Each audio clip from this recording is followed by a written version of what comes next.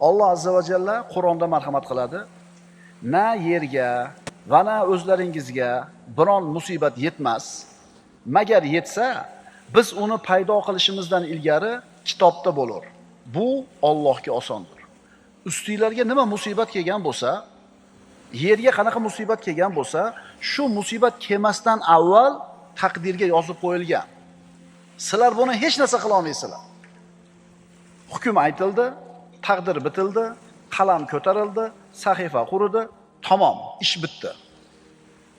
Bizi ustimizga birodarlar, Alloh taqdirga yozgandan oshchasi ham kelmaydi, kami ham kelmaydi.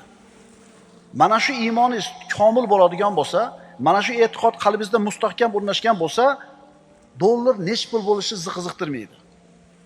Endi nima bo'larkan? Kursga qara. Nima bo'lardi? Allohda aytgani bo'ladi. 70 so'mdan benzin quyib yuribmiz. 70 so'mdan